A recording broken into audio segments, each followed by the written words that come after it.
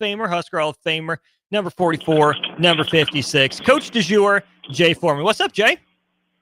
Hey, what's going on, man? This little thing called the NFL Draft. What'd you think?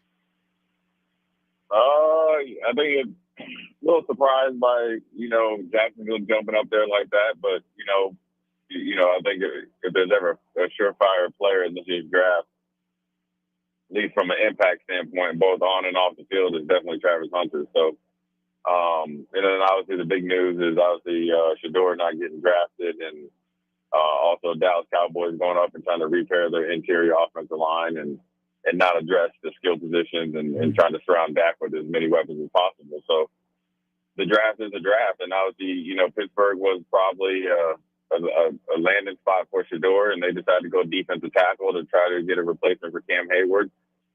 But teams are telling on themselves and letting you know what their future and immediate and future plans are by just definitely how they drafted last night. Let's just start toward the top of the draft. Obviously, Cam Ward goes number 1. And then the trade, Jay, between the Jaguars and the Browns. I think that we heard some chatter about some trades in the top 5. Not sure that's the one that I was expecting. We heard a lot of Ashton Genty to Jacksonville at 5, but the Jags make the move to go trade up for Travis Hunter. On the one hand, you get it for Jacksonville, whether he plays receiver or defensive back. Seems like that's going to be a good pick, probably worth it for them. But then Cleveland kind of stops there. They stop at 5. They don't keep trading down. Mason Graham's probably worth it. I mean, top defensive tackle on pretty much everyone's board, a good player in his own right. I'm a little surprised that Cleveland didn't keep trading and keep stockpiling assets with even more of a look toward the future when they can be really aggressive in whether they get a quarterback, to start the draft in the next hour or so, or if they're, just saving picks to compile to make a move up next year's draft board if they have to. Not a bad pick by Cleveland by any means, but I'm surprised I didn't see more activity out of the Browns on the trade market.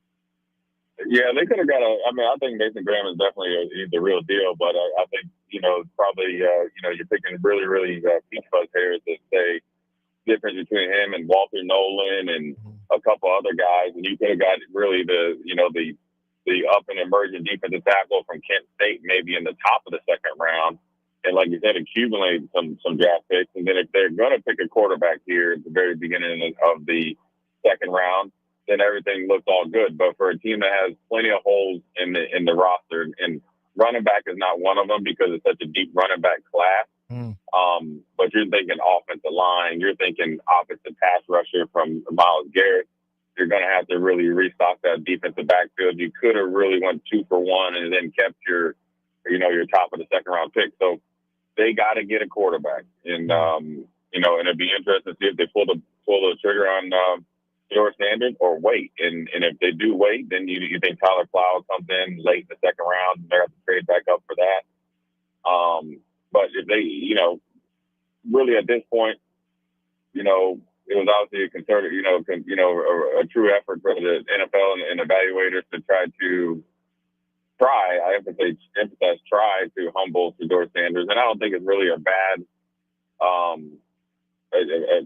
think he's more humble than people give him credit for, but also I think they're trying to give a little bit of reality check. But the problem is he potentially could go to a better place than he actually would have been drafted if he went in the first round. So when you compare Cleveland maybe to New York, which is probably apples for apples, 2 coaches on the hot seat and along with the GM, but Cleveland is probably a little bit more equipped to make a run as far as, a little bit better defense and a running game, so forth and so on. So it'll be interesting to see what Cleveland does, considering that everybody in that division is moving forward and upward, at a rapid pace. The only team that maybe they figured that they've caught is Pittsburgh, because Pittsburgh doesn't have a quarterback. And even if it tells me that there's probably more tread on the tire with Aaron Rodgers, a kind of gentleman's agreement than, has been let on. But ultimately, you got a 40, 41, 42-year-old quarterback that didn't look good even when healthy last year, even though you have 2 receivers and you heard him going to trade Pickens. So now you got DK Metcalf all the way across the country trying to be a number 1 receiver after getting paid with a aging and older quarterback that's set in his ways. Doesn't seem that it's probably a good, recipe for success, but we shall see. More surprising pick, Ashton Jeanty at 6 to the Raiders or Teteroa McMillan to the Panthers at number 8? I would say McMillan, to the Panthers at number 8, even though I liked him all year. Mm-hmm. It's funny because Steve Smith has been his biggest critic, and now he's going to see him front and center there in Carolina. I like him. I think he has enough separation, to get, obviously to get open for early in his career for quarterbacks, older quarterback or veteran quarterback or a rookie or a veteran quarterback, excuse me. But then also I like his ability to catch 50-50 balls, and that's what you're going to be doing a lot of times in the NFL. In that big frame, 6'4", 212, 215, can run. I like him, and also he has a lot of growth potential as well. So I like the pick. Carolina has smaller receivers. I know they picked the South Carolina receiver a couple years ago, Leggett, but I don't think he's the number one. I think he has number one skills, like as far as height, weight, speed. Mindset isn't there. But then also when you have a smaller quarterback, you need bigger receivers. They have two of them that are big, and Leggett, and then obviously McMillan, and so it should prove success this year for Bryce Young. We had some people on the text line before, Jay, some Raiders fans, a little worried about the Ashton Jeanty pick. They thought the Raiders in year one under Pete Carroll could have or should have gone on the offensive line route. And of course, right behind the Raiders, there's a little bit of a run on offensive line with Membu going the very next pick. Will Campbell was right before them. Kelvin Banks Jr., Tyler Booker on the offensive line. Would you think the Raiders went with some good sound, at least process and thought process in going with Ashton Jeanty for the first pick of the Pete Carroll era? Yeah, I think it lets you know Pete Carroll feels like their offensive line was a little bit better than what people give him credit for. And you look at Pete Carroll and his success up in Seattle, what they do? They had Marshawn Lynch, more than capable quarterback. He knows Geno Smith. He helped resurrect his career. Then you got, like Myers and a bunch of complimentary receivers down there, and they're probably going to look to receiver and offensive line the next two picks after quarterback. But I also think it's the good pick is the best pick because sometimes when you have, I wouldn't say Jeanty flip, but just a trade up there in the top 5, you got to take the best available. I think they thought Jeanty was going to be gone, and you can't pass up a talent like that because his ability to make guys miss, which then will make your offensive line better, and then ability to be effective in and out of the pass game, let you know that he's going to be, a 1,000-yard rusher, 400 or 500-yard receiver, and a guy that can be a bell cow here for the next 4 or 5 years. Another team that really interested me was the Atlanta Falcons. They take Jalen Walker at number 15 out of Georgia. And then, Jay, they trade back into the first round at number 26 to take James Pierce Jr. from Tennessee, who before the year was in the conversation to go 1-1. He might have slipped all the way to the second round, but the Falcons weren't going to let that happen. They gave up a lot to go back into the first round and pick up James Pierce Jr. And according to some draft charts, they actually ended up spending more capital with what they traded away to get James Pierce Jr. at 26 than they did to get Jalen Walker at 15. With the Falcons going and getting these two edge guys, what does that tell you about what the Falcons think about where that team is at? Well, they think their offense is ready, set, go. And, I think they got Jeff Olberg down there as the defensive coordinator, then Raheem Morris, and they feel like with James Pierce Jr., his athletic ability and actually his production lends to a top 5 pick. He's just flat out dominant, by the way of Charlotte, North Carolina. So they feel like their locker room, their structure will get the best out of James Pierce Jr. And then also you got the two bookends now for the future and Walker and Pierce Jr. So I think they're trying to, it lets you know what they're trying to do on defense. They're trying to destroy everybody's quarterback in that division. You got two guys that are going to go out there and hunt. They let you know they feel very comfortable with their quarterback position, which I don't personally. They feel really good with London and Pitts and everywhere else, obviously, and at the running back position and in the skill position. So it'll be interesting to see what they do moving forward. When you give up a lot of I call them complimentary picks, high complimentary picks, to get back in the first round, you got to hit on that dude because if you don't, I think it's Terry Fontenot. Now you look, you took some heat for signing Kirk Cousins to a $100 million contract, and then you draft Michael Penix. You had to call the owner and explain what you're doing. Now this is the second year in a row and the second draft in a row. The owner's giving you the stink eye. Now you better start getting this Atlanta Falcons team going towards the playoffs, or you're pretty soon won't have a job. The Falcons trade back into the first round, as do the New York Giants. And of course, Jay, this involves a couple of former franchises of yours. Let's go ahead and start with the Houston Texans aspect of this one. They only had this one pick in the first round at number 25. They trade out of the first round. You said they should have been looking pretty offensive line heavy, and not long after the Giants make their pick, Josh Connerly Jr., the offensive tackle, comes off the board. Then last pick of the first round, Josh Simmons comes off the board, another left tackle type there. What do you make of Houston's decision to allow the Giants back into the first round and forego making a first-round pick themselves? Yeah, well, man, first of all, let's also you double went out in the first round because you traded away Laramie Tunsil. So true, you didn't get his replacement, and you didn't have anybody in the wings, waiting in the wings. Now it also tells me that they didn't feel comfortable with Simmons coming off an injury, which I disagree with. I think he's the best offensive tackle is healthy. You got to expect him to come back because it wasn't something that the degenerative and wasn't projected to hold him back, or else Kansas City wouldn't have drafted him. And then the offensive tackle from Oregon, Connolly, I didn't really like him, so I understand it. Now the better question is, who do they have their eye on that they said now? Cesario said who they had their eye on at 25 is still available.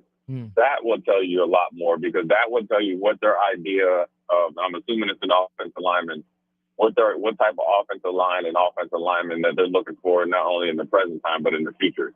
Because you trade away a book in Laramie Tunsil, and you allow the Commanders to draft another tackle, and you have nobody, and you probably had definitely had the worst offensive line of all the playoff teams, and one of the most porous offensive lines in the whole NFL. Just looking at ESPN's best available list on the offensive line, Jay, at tackle, it's Ariante Ursary, who Nebraska's seen up close and personal from Minnesota.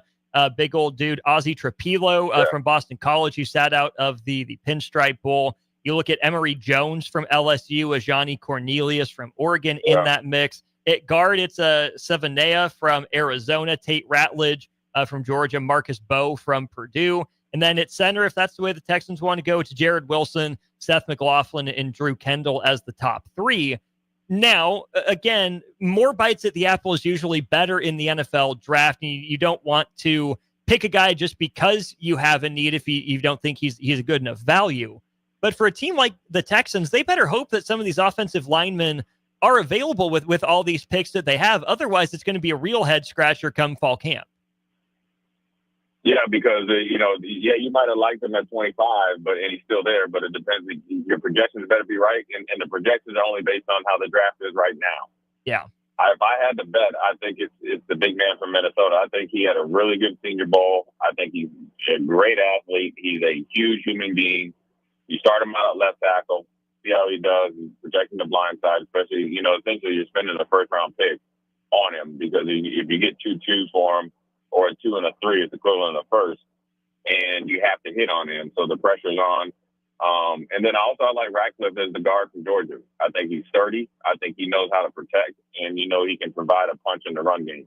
Now, I will say this: even though Houston Texans' offensive line was not very good in pass protection, you had Joe Mixon, which again, he's like Genty. He will make a average offensive line look good, a good offensive line look great.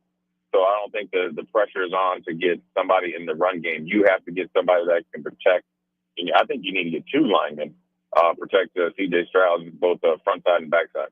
The flip side of that trade then, Jay, is who came back into the first round. It was the New York Giants, kind of pulling off the reverse Texans from a couple years ago. New York takes Abdul Carter up there at number 3, their version of Will Anderson. But they trade back into the first round with the Houston Texans to take Jackson Dart, make him the second quarterback off the board. Your thoughts on that move by the New York Football Giants? Yeah, I think Abdul Carter was a good pick for them. It's going to be interesting how he fits in, because they got Brian Burns, and then they got Thibodeau. Thibodeau, who they drafted high in the first round a few years ago from Oregon. That's been pretty productive. Both of them have, actually.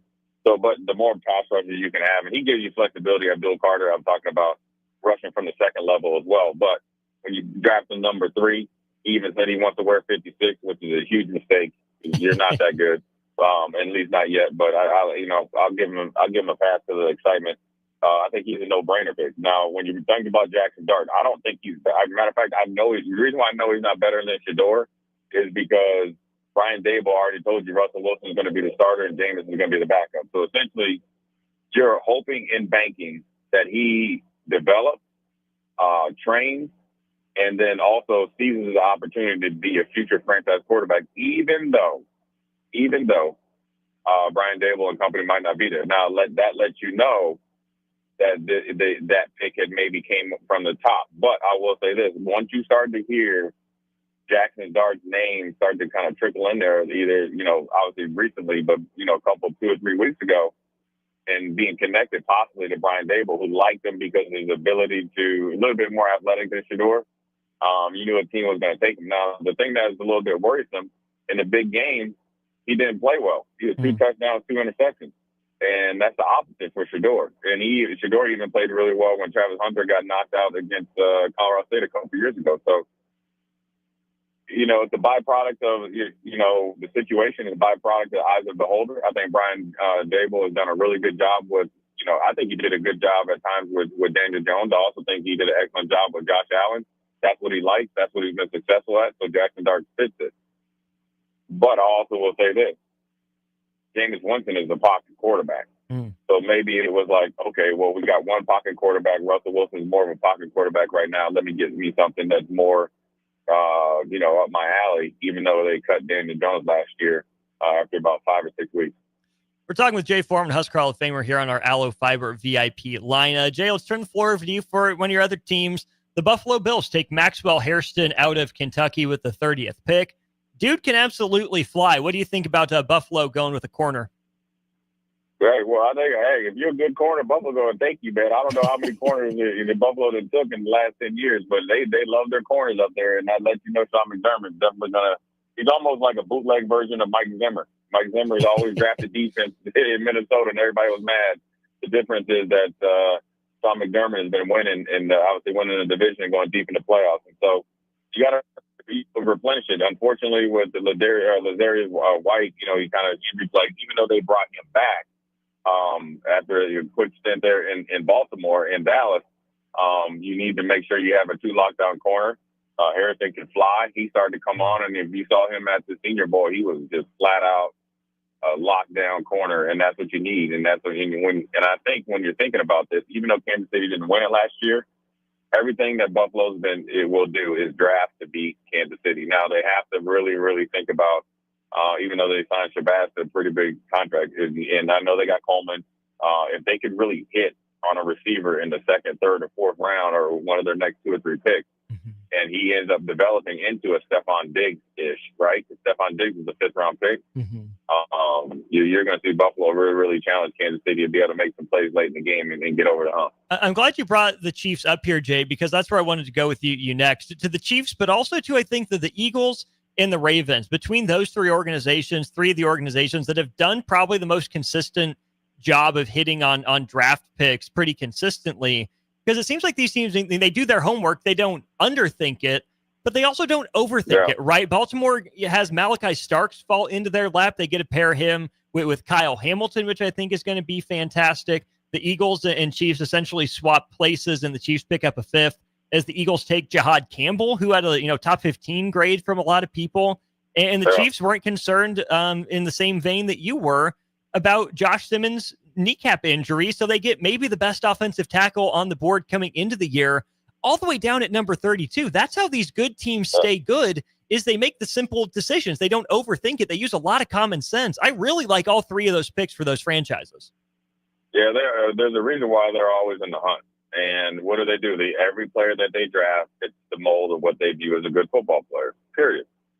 They don't overthink it, and they don't think about what you can't do. They think about everything that you can do and what you bring on and off the field. You look at Starks, right? The biggest thing when they put his name up there, character, leader. He's already a crazy athlete, and he's already one of the best safeties out there. What do you need for the Ravens to play in the Ravens? You got to be tough. You got to have a good character, and you got to be a leader and a playmaker. And they go opposites, right? Where now you're thinking about Hamilton's going to be able to reign free even more. But then backside, where Baltimore ran into a little bit of trouble, especially against Kansas City, and other teams, over the last few years is communication on the back end and playmaking ability, where you just got that. Well, then you look at Simmons, right? And Andy Reid, a former offensive lineman himself, obviously, by the way, his body looks, and then obviously offensive line coach himself, and he's done an excellent job of finding guys who people overlook, but then developing them.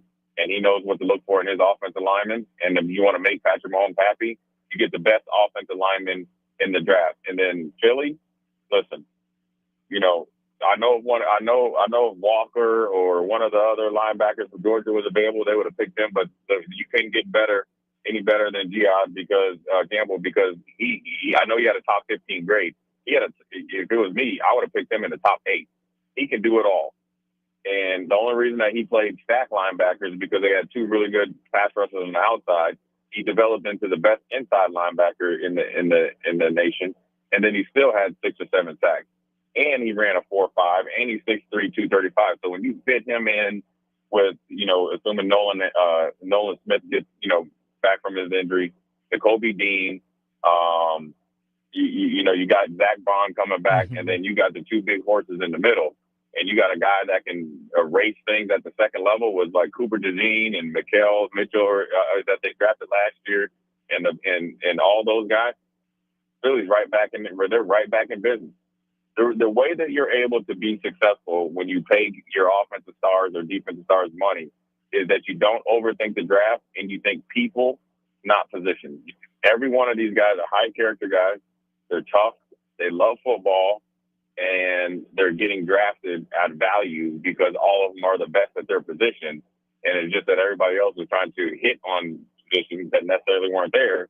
They said, listen, we're just going to take the best guy and trust the process. And that's what they've done. Absolutely. I'm glad you brought up the name Zach Bond because, Jay, the Eagles re-signed him that 3-year, $51 million deal. 34 mil of that was guaranteed. If the Eagles had known Jihad Campbell was going to fall to them, I wonder if they would have re-signed Zach Bond. Not to say he wasn't deserving, right? I mean, he balled out for him this year, best year of his career, and you like continuity. But that's just what the Eagles do, is they wait for a good player to fall into their lap, and they take them. And I think that Jihad Campbell, number one, has a great guy to learn behind in Zach Bond if he's still going to play kind of that stack linebacker, like you said. Or on the flip side, if Jihad Campbell's really good from the get-go, Zach Bond can get Philly a lot back in a trade. Well, yeah, and that's only like next year. But here's the thing. Zach Bond and Jihad Campbell give you position flexibility. So you add not only one player, you add actually 2 more. So there's 4 guys there. Both of them can play stack linebacker and be effective, right? And they can play together because they play differently. So they can play that. Then you throw in Nakobe Dean. Now you have size, speed, playmaking ability, and you don't have to change your personnel. Zach Bond and Campbell can provide pass rush, both in like delayed blitzes or direct blitzes. So you really don't have to think about trading any of them because Nakobe Dean and Jihad Campbell are on the cheap. Now, maybe Nakobe Dean gets on the move because he came back late in the year from an injury, and then the backup linebacker played really well in the Super Bowl who came over from San Francisco, right? And so when you think about it, Philly is added. You can't. Here's what Philly's thinking. They said, man, we hit on all the other drafts. These dummies let one of the best defenders in the nation fall right to us. We have to take him. Look, Austin, the problems that Philly is worrying about right now are called first world problems. I got too many good players that are going to be great that love football. They all are the same. They're all the same. They're all the guys that are invested. They all love the game. They all come from good programs. They're all winners. That's why Philly's going to probably be right in the mix again, as long as everything stays on the up and up and they have their minds right and invested into trying to be back-to-back champs.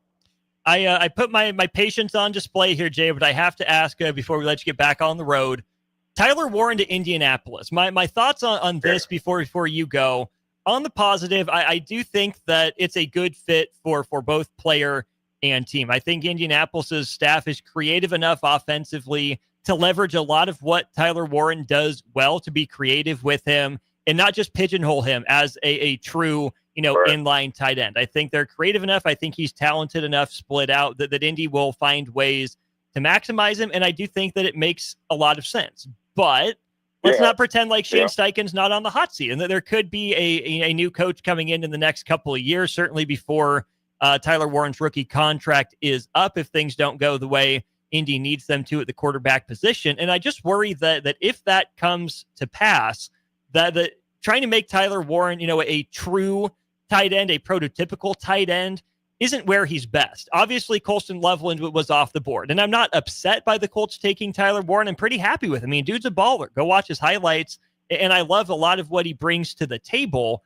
But there's a part of me that wonders if Colston Loveland wasn't more of a plug-and-play option. And I'm kind of surprised that the Colts did exactly what was expected of them. I kind of talked myself out of it and then back into it and then out of it again by the end of the night, and I'm just kind of stuck in the middle on this Tyler Warren pick right now. Yeah, really, if the Colts really were head over heels, or if they over for Loveland and kind of took Warren because they think they have to, then it ends up being the wrong pick, because then they won't really be invested in trying to find ways to maximize it, his potential and obviously playmaking ability. So I look at it like this. Like, at first I was like, man, like Chicago, Warren's, more of an NFC South, like a Mike Ditka type, that, that's who they should have picked.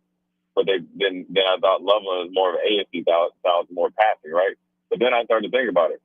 Loveland is what Caleb Williams needs. A guy that can run really, really good routes, a plug-and-play guy. You don't have to run a lot of gimmicks because they have too many weapons, with Allen and all the receivers. Aduze, that they picked last year, that, he needs to be, in a certain place and run timing routes, and he's a big target at 6'6", 245. Then I look at Warren, I look at it like, okay, well, if I can, this is his deal now. You got a tight end and a quarterback that essentially both of them are two the same size, 6'4", 245, and both of them are superior athletes. This is actually a good safety net for Richardson, potentially, and obviously Daniel Jones as well, because he's a big target. You can run RPO with both of them. He can get open in short area, and you don't have to use him as an inline hand in the dirt tight end, because him on the move allows you to accelerate his learning process. So I like it. Now, the caveat to that, Austin, if Indy was so in love with Loveland that you didn't want to pick Warren, I would have been okay with it, because you still got the likes of Mason Taylor and a plethora of other tight ends that I feel like that will be day one starters or co-starters, in the second round. But I think Warren will work out. I think it's a good city for him. I think Michigan has a ton of alumni in Chicago. So I think it'll work out for both teams, but ultimately a lot depends on what they do offensively to accelerate Richardson and Warren's combination. I appreciate you talking me back into it, Jay. I am full speed ahead on the next Colts tight end wearing number 44. So I really appreciate that. We'll let you get back to the road. Safe travels. We'll see you again soon. Thanks for chatting, Jay. Appreciate it. All right, dude. I'll talk to you. That's Jay Foreman, one of the hosts of Old School here with Foreman and Orman. Jay was with us on our Allo Fiber VIP line. That's where they understand the importance of exceptional service with local heart. Let's talk some Royals baseball. Why don't we? Royals have started a series with the Houston Astros tonight after a big day by Salvador Perez yesterday. We'll chat some Royals baseball and more before we get you set up for the corner three here on The Ticket. You're listening to Old School with Jay Foreman and Austin Orman. Download the mobile app and listen wherever you are on 93.7 The Ticket and theticketfm.com. Buckle up and hang on. This is going to be a good one. The fans of Kansas Speedway know how to have a good time. One that celebrates fantastic finishes. Cars together, so close. And family-friendly facilities. Trading paint. We've got feuding. And tailgating tradition. Burnouts. Beer. And barbecue. Oh, it'll for sure be a good time. And you are all invited. NASCAR weekend at Kansas Speedway, May 9th through the 11th. Get your tickets now at kansasspeedway.com. When your home fills up with family, Allo Fiber makes sure that space is a happy place for everyone. Allo Fiber experts install it all, and full service means step-by-step support, guiding you through everything so you can stay connected to what matters, and the family can always feel at home. Put the game on, and don't worry about your Wi-Fi calling a timeout. Better TV and internet service is one connection away. Call Allo at 866-481-2556 or visit allofiber.com. 93.7 The Ticket, Fox, KFXL weather. Brought to you by Bryant Air Conditioning, Heating, Electrical, and Plumbing. The Lincoln forecast for today, a chance of showers this morning with patchy fog possible. Otherwise, mostly cloudy and breezy with a high around 60. Tonight, mainly cloudy skies with a low around 44. And tomorrow, a slight chance of showers. Otherwise, mainly cloudy with a high near 63.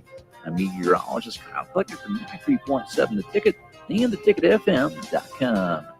Cinco de Mayo is May 5th, but the party starts early this year at Tipsy Tina's Taco Cantina with their street festival on Saturday, May 3rd. Come down to 8th and Q starting at 1 p.m. on May 3rd and see llamas from Sweet and Sassy's Llama Farm until 4 p.m. and enjoy face painting and balloon animals with Miss Shades at 2 p.m. DJ Wyatt will entertain from 6 to 10:30 p.m. There will be drinks, food, and giveaways, and best of all, no cover charge. It's the early Cinco de Mayo Street Festival with Tipsy Tina's Taco Cantina, Saturday, May 3rd, beginning at 1 p.m. at 8th and Q in the Haymarket. Make plans to join 93.7 The Ticket and the Amon Green Foundation for the first annual Nebraska Esports Golf Tournament on Monday, June 9th at Wilderness Ridge. It's a four-man scramble starting at 11 a.m. that will feature former Husker greats, including Amon Green, Johnny Rogers, Niles Paul, Tony Davis, Adam Carricker, Vershawn Jackson, and more, with great prizes and great golf. Sponsorships are also available. Email Jake at theticketfm.com for more questions or sign your team up online at theticketfm.com. Early bird registration goes through April 20th, and overall registration goes through May 30th. Join Main Street Beatrice for their annual Beer, Wine, and Spirits Festival on Saturday, May 3rd from 4 to 8 p.m. with VIP entrance at 3 p.m. Enjoy an afternoon of live music and unlimited tastings of Nebraska beer, wine, and spirits at Envision Landscapes and Garden Center. There's something for all palates, and you only pay your entry fee. Food and snacks are available for purchase at the event, as well as off-sale beer, wine, and spirits from vendors. Tickets are only $25 ahead of time or $30 at the door. This fun day is for adults 21 and over only. Buy your tickets at mainstreetbeatrice.org or on the Main Street Beatrice Facebook page today. Salt Mine City is not only Lincoln's newest brewery, but they're also now serving food. Enjoy a full menu of great items daily for lunch and dinner, like their peanut butter and jelly burger with bacon and cheddar cheese, or a Reuben sandwich served on Blackstone rye bread.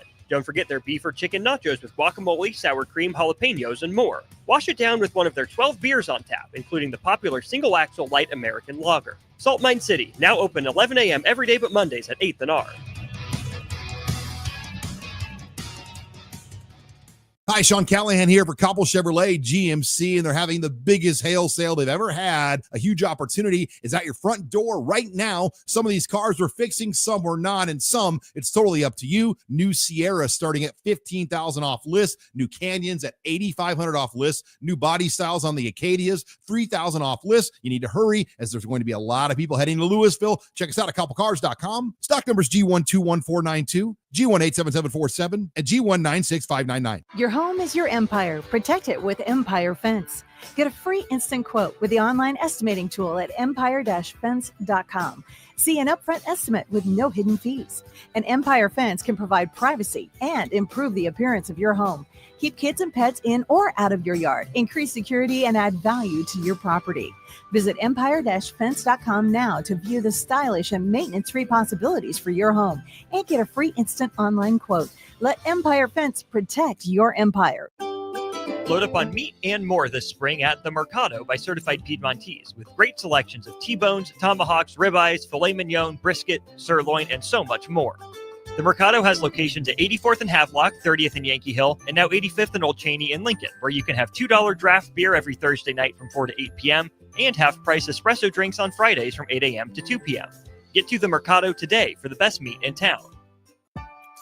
Your new Total Wine in Lincoln has the largest selection of wines, spirits, and beers, plus totally low prices and friendly service from our helpful guides. With over 8,000 wines, 4,500 spirits, and 2,500 beers, you're sure to find your favorites and something new. You can even order delivery, in-store, or curbside pickup. Find what you love what you find, only at Total Wine and More. Now open in Lincoln next to Gateway Mall. Drink responsibly, B21. Are you ready for a new opportunity? Check out Sandhills Global. Join a dynamic team where your skills are valued and your career can soar. We offer full-time positions with a 4.5-day work week, competitive pay, excellent benefits, and a positive work environment. From IT and marketing to sales and finance, we're looking for talented individuals just like you. Apply today at sandhills.jobs and take the first step towards an exciting future. That's sandhills.jobs. Don't wait, apply now. Back to Old School with Foreman and Orman on 93.7 The Ticket and theticketfm.com.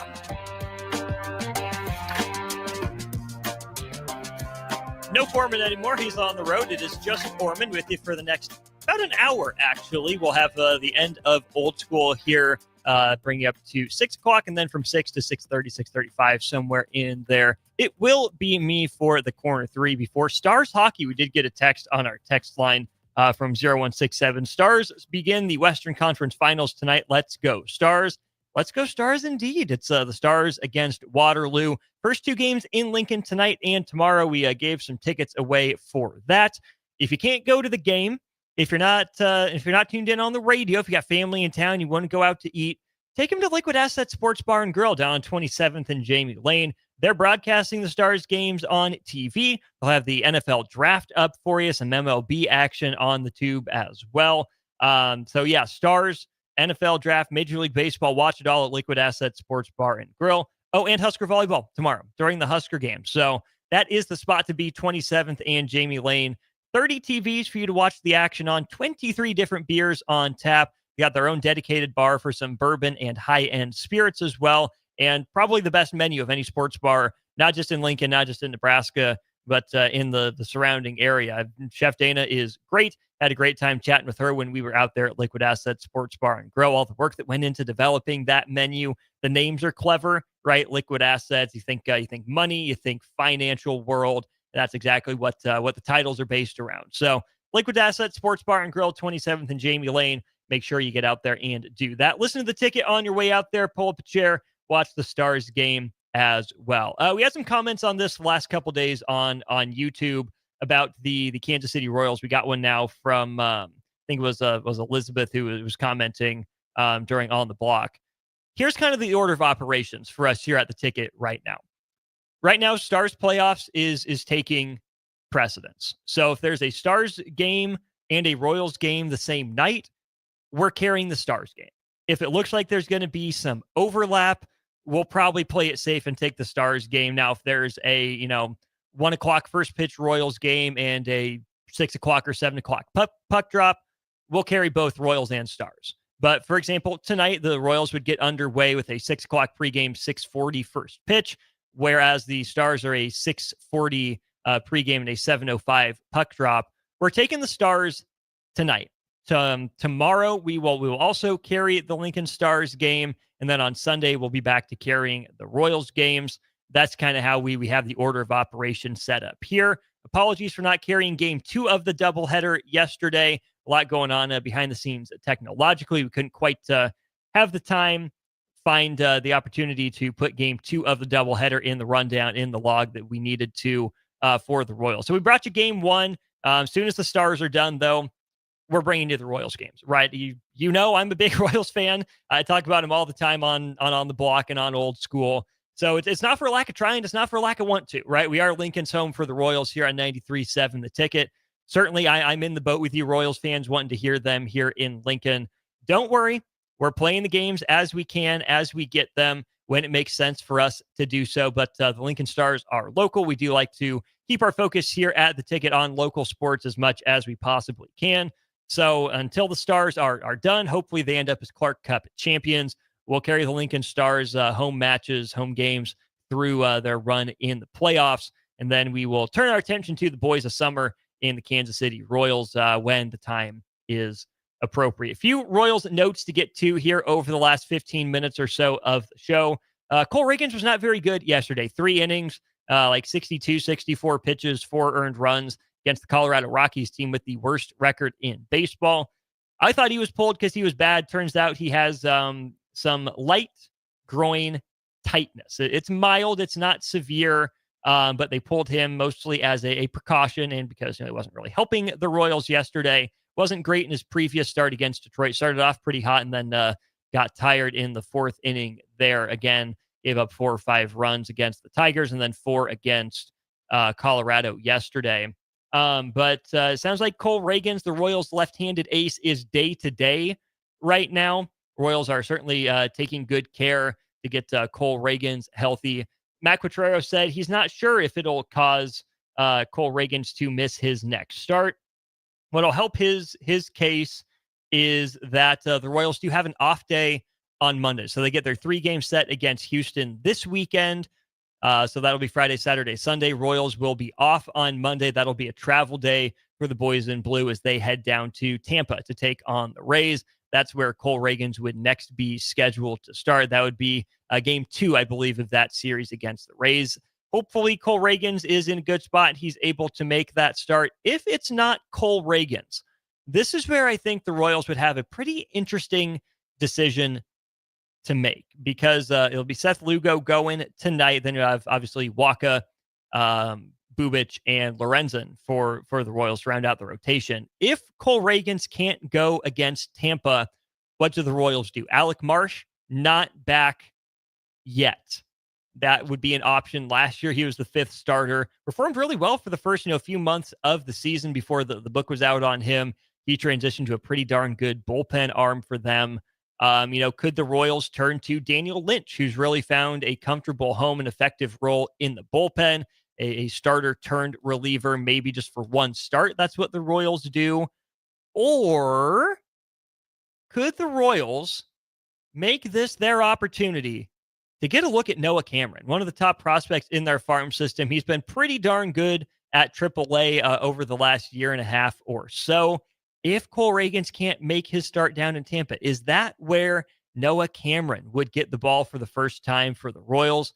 I wouldn't bet on it, but I don't know what else the Royals have. Kyle Wright, not in that boat quite yet. The acquisition they had last year from the Atlanta Braves. He's working back from, I believe, a shoulder capsule injury and surgery. So there might be a decision to make for the Royals. Certainly wish Cole Reagans nothing but the best in his speedy recovery from a light groin strain.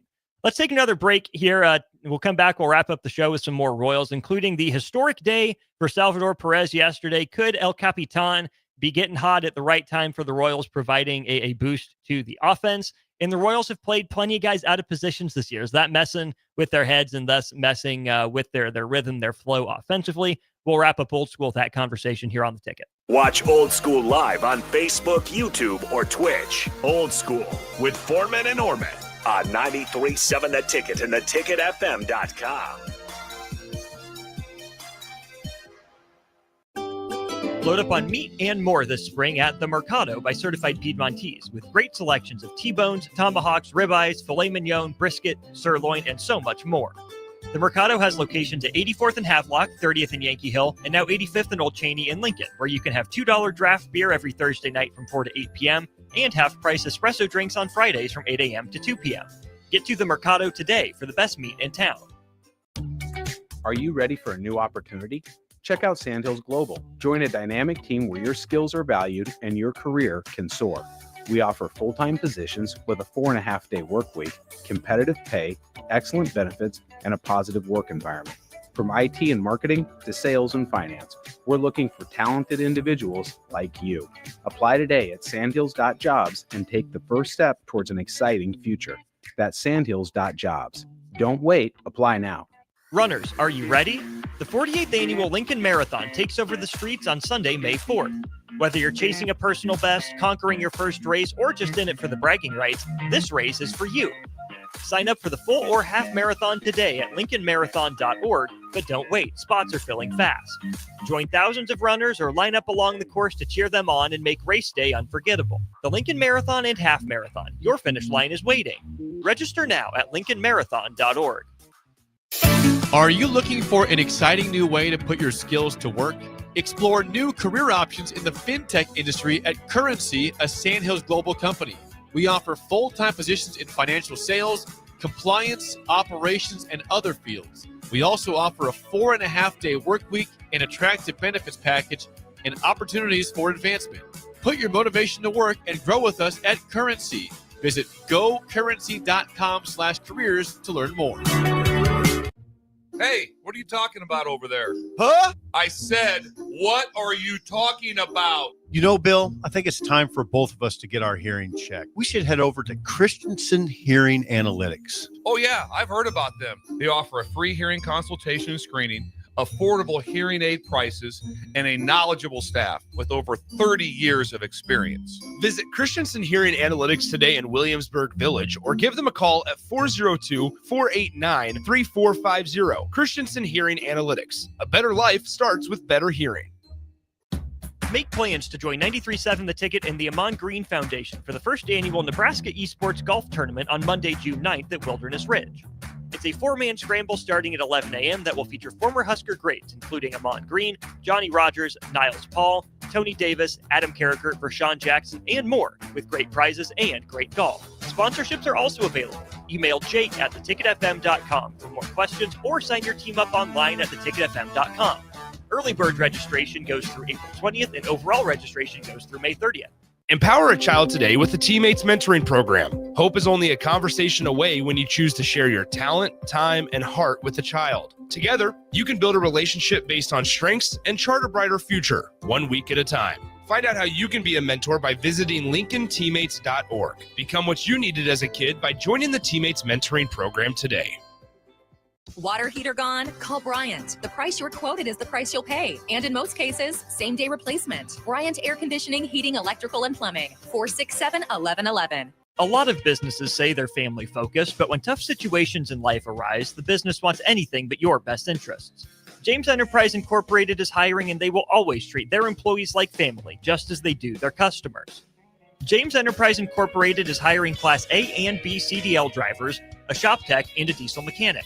If you're looking for a career with a company that goes above and beyond to value you and your family, apply today at jamesenterpriseinc.com or call 402-432-6740. Select Plumbing and Utility has been serving Lincoln and the surrounding area for 14 years, and they're not slowing down. Select Plumbing and Utility handles all your plumbing needs from faucets and water heaters to full renovations, and they can even help with your heating and cooling needs. They're also Lincoln's underground experts, repairing and replacing broken underground water and sewer lines since day one. Contact Select Plumbing and Utility today at 402-560-6197, assuring excellence in every situation, opportunity, and challenge. That's 402-560-6197. Back to Old School with Foreman and Orman on 93.7 The Ticket and theticketfm.com. One final segment for Old School brought to you by the Mercado by Certified Piedmontese. I am Austin Orman with you for Old School, with you for On the Block, with you for the Corner 3 coming up here in just a few minutes. Got some more Kansas City Royals thoughts to get to. Again, we are Lincoln's home for the Royals. Green catch the boys, the summer, the boys in blue, right here, 93.7 The Ticket. Big Bang Kank, appreciate you chiming in on our Starter Heyman Jewelers text line. Got some interesting Salvador Perez stats to go over for you here in our final segment. So yesterday, Salvador Perez had multiple extra base hits in both games of the Royals doubleheader. Royals score more than 4 runs in a game for the first time since April 4th. They do it twice in the same day. Offense comes alive as the Royals sweep the doubleheader and the series from the Colorado Rockies. But since the start of 2024, there have only been 2 instances of a Major League Baseball player having multiple extra base hits in each game of a doubleheader. Both players were Salvador Perez. Salvi did it last August, the 26th of 2024, multiple extra base hits in both doubleheaders there. And then Salvi, of course, did it, had 4 doubles across 2 games yesterday. One of them could have been a home run in the first game, hit like less than a foot from the top of the wall, bounced in. Salvi had to get on his horse to get to second for the double. He admired it a little bit. He thought it was out, busted his belt, funny enough, on his slide into second base. But Salvador Perez with multiple extra base hits in both games of a doubleheader. How about this? The first player to have multiple extra base hits in both games of a doubleheader in back-to-back years since, drumroll please, Willie Mays, the Say Hey Kid, in 1960-61. That's pretty crazy. Shout out to El Capitan for that. And speaking of doubleheaders, Salvi loves them. This is from Dave Holtzman, who does some Royals stats. I think he's the official information communication strategist for the Royals. With a minimum of 150 plate appearances in the designated hitter era per Sport Radar, or in doubleheaders, sorry. Salvador Perez has tied for the best OPS in baseball history, tied with Luis Gonzalez, a really good baseball player, and Babe Ruth, maybe the best baseball player. Now, this is just in doubleheaders. If Salvi's career OPS was the same as Babe Ruth's, he'd be a surefire Hall of Famer. But just a cool little, factoid for Salvi, who I've been a little down on to start the year, and I'm not sure if that's been entirely fair. I saw some people on Twitter saying, okay, Salvi's starting to come around. What is it? Why did he start so slow? And I think for Salvi, it's been a little bit of process over results, because if you look at the surface stats for him, right now, Salvi's OPS is on base percentage plus slugging is only 631, where 700 is kind of the bottom level for an average player. 750 is really more what you're going for. Salvi's only getting on base at a 271 clip and only slugging 360. For a bat first catcher, DH, first base type, that's horrendous. That's borderline unplayable. And his batting average is only 220. But then you have to take a look at some of the underlying metrics. Salvi's expected weighted on base percentage is 395, right? That's 124 points higher. Tells you maybe Salvi's getting a little unlucky. His expected batting average is 301, 80 points lower than it is in reality. And his expected slugging percentage is 0.588 as opposed to 0.360. All of those numbers are 89th percentile or above for what Salvi is expected to be. So, maybe it seems like Salvador Perez is getting a little bit unlucky. His exit velocity on average is 91 miles per hour, 71st percentile. He's barreling the ball in an 88th percentile rate, which is really good. Hitting the ball hard 48% of the time, which is 75th percentile. His bat speed has dropped a little bit. Last year was about 73 miles per hour. 73.1 or 2, and now it's down to 72.4 miles per hour. So as you get older, your bat speed goes. And Salvi's been, a pull hitter pretty much all of his career. If I'm looking at his spray chart right, I think he's only got 4 hits to center field or even right center field, according to his 2025 spray chart on StatCast. But it's good to see actual results come out for Salvi in a spot that the Royals needed him. I mean, he had a handful of RBI yesterday to go along with the 4 doubles that he hit. And the Royals need a boost in that lineup. We're running out of time here, and I do want to make sure we get to corner 3 here in appropriate time. But the Royals offense is really scuffling. It's nice to see them have a good day yesterday. But I do think in the near future, we do have to have a conversation about, are the Royals playing too many guys out of position? Are they doing too much, trying to shoehorn players into positions that they don't fit? Are they making them uncomfortable in the field? And is that carrying over to the plate, right? You think about Jonathan India, think about Michael Massey. Michael Garcia has been pretty, resistant to that, but he started hot last year too before cooling off. So I'd be curious to dive into that a little bit more. It is certainly on my agenda of things to talk about moving forward, but I'm going to do corner 3. I got it, right? It's college hoop season, transfer portals in full swing. Let's do some more Nebraska men's basketball thoughts and some national transfer portal thoughts. I'll tell you where some national people think Nebraska stacks up. When you look just at the Big Ten transfer portal, how does that fit in nationally as well? And who's really raking in the prospects in the transfer portal nationally? We'll do that for about half an hour during the corner 3. Then we'll turn it over to your Anderson Cup champs, Lincoln Stars, in pursuit of the Clark Cup. For Strick, for Jay, I'm Austin. Don't go anywhere. Corner 3 with me in a minute.